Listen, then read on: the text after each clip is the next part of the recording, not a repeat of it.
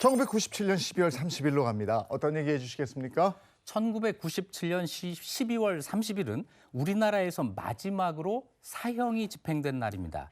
흉악범 23명에 대한 사형이었고 1995년 11월 19명의 사형 집행이 된 이후 2년여 만이었는데요. 이날 이후 우리나라는 사형이 집행된 적이 없습니다. 우리나라는 사형 제도는 있지만 사형이 집행되지 않는 사실상 사형 폐지국인데 근데 극악무도한 범죄가 계속 되풀이되면서 사형 제도에 대한 얘기는 계속 나오고 있습니다. 네, 그렇습니다. 1997년 12월 31일 마지막 사형수들 어떤 사람이었습니까? 네, 1991년 시력장애로 직장에서 해고된 데 앙심을 품은 20대 남성이 승용차로 서울 여의도 광장을 시속 100km로 돌진해서 2명이 사망하고 21명이 부상을 입었던 여의도 광장 질주 사건의 김용재. 고소를 취하지 않는다는 이유로 총기로 일가족 4명을 살해한 경찰관 김준영, 독극물로 5명의 연쇄 독살 사건을 벌인 김선자 등 23명이 사형에 처해졌고 죄명별로는 살인이 15명, 강도살인이 4명, 강도강간 2명, 존속살해와 현주 건조물 방화치사가 1명씩이었습니다. 네, 궁금한 게 이 사형 제도가 그러면 언제부터 이 제도가 있었던 겁니까? 확실하진 않지만 사형 제도는 법이 만들어지면서부터 있었을 겁니다. 지금 확인되기로는 무려 고조선의 8조 군법에 살인자는 즉시 사형에 처한다라고 명시한 것이 그 시초라고 볼 수 있습니다. 또 고려 시대부터는 사형에 목을 베는 차명과 목을 매는 교형 두 가지로만 사형을 집행했습니다. 능지처참이라는 것도 있는데요. 사실은 차명을 먼저 한 다음에 시신의 팔다리를 소 4마리에 잡아매고 소들이 사방으로 달려가도록 채찍질을 해서 그 시신을 다시 처형하는 이런 절차를 거치게 돼 있었죠. 이것은 대개 반역죄, 존속살해 등 흉악한 살인을 저지른 죄인에게 적용을 했습니다. 대한민국에서는 1948년 정부 수립 이후 1997년까지 사형을 집행했는데 1990년대에만 75건의 사형 집행이 이루어졌습니다. 그 우리나라에서 사형을 다룬 영화들을 보면 보통 다 교수형을 보여주잖아요. 실제로 우리나라의 사형 방식은 어떤가요? 우리나라 사형 방식은 교수형과 총살형 두 가지가 있는데 총살형은 군인에 한정이 됩니다. 따라서 현행법상 일반 사형수에 대한 사형 방식은 교수형뿐인데요. 사형 집행 당일 교도관들이 사형수를 방에서 집행실로 데려오고 검사, 종교인, 교정직원, 의사 등 20여 명 앞에서 범죄 사실을 인정하는지 질문을 받게 됩니다.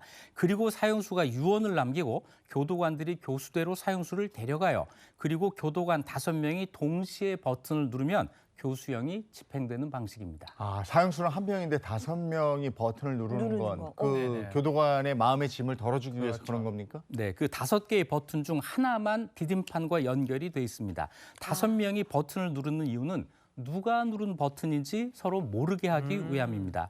커튼이 열리면 의사가 사망 확인 후 집행 완료를 보고하고요. 사형수의 시신은 교도소 내 종교 모임 회원들이 걷어서 24시간이 지나 가족에게 인계하고 무연고자는 자체적으로 장례를 치르게 됩니다. 그 직접 사형 제도를 집행한 교도관들의 트라우마가 좀 있지 않았을까 이런 생각이 좀 들고 우리나라는 2007년부터 이제 실질적 사형 폐지국이 됐죠. 네, 우리나라는 1997년 마지막으로 사형이 집행된 지 10년째가 되는 2007년 12월 30일 사형 폐지국가 기념식이 열리고 이날 국제 앰네스티가 분류하는 실질적 사형 폐지국 대열에 끼게 됐습니다. 네, 사형을 집행하지 않은 지가 지금 27년이 됐는데 그러면 형만 선고를 받고 집행이 되지 않은 채 사형수로 지금 살아가고 교도소에 있는 그런 분들이 많이 계시죠? 네, 대법원 최종심에서 사형을 확정받고 형이 집행되지 않고 있는 수용자는 지금 총 59명입니다. 이 중에는 우리가 잘 알고 있는 연쇄살인범 유영철과 강호순 등 끔찍한 흉악범들이 포함되어 있고요. 이런 사형수들에 의한 피해 사망자는 약 200명입니다. 근데 이렇게 강력하고 극악무도한 범죄 행위가 계속 생기고 피해자들이 발생하고 하면서 이런 사형제 존폐 논란 계속되고 있잖아요. 네, 1996년과 2010년 두 번에 걸쳐서 헌법재판소에서 사형제 합헌 결정이 있었습니다. 여론은 집행은 안 하더라도 사형제가 유지돼야 범죄자들이 경각심을 가질 수 있기 때문에 사형제도를 유지해야 한다는 쪽이 높은데요. 실제로 사형제 존폐에 대한 여론조사 결과 꾸준히 사형제 유지 여론이 70% 안팎을 오가고 있습니다. 무고한 시민들을 대상으로 한 칼부림 등 이상 동기 범죄, 이른바 묻지마 범죄가 속출하면서 강력한 법 집행을 촉구하는 목소리가 한편에서는 높아지고 있습니다. 그런데 또 이제 사형제에 반대하는 목소리를 내는 사람도 있잖아요. 네, 그렇습니다. 국가가 인간의 생명권을 박탈하는 것이 과연 옳은가에 대한 비판이 있고요. 무엇보다도 사형 집행 후에 잘못된 판결음이 밝혀져도 돌이킬 수 없다고 하는 문제가 있습니다.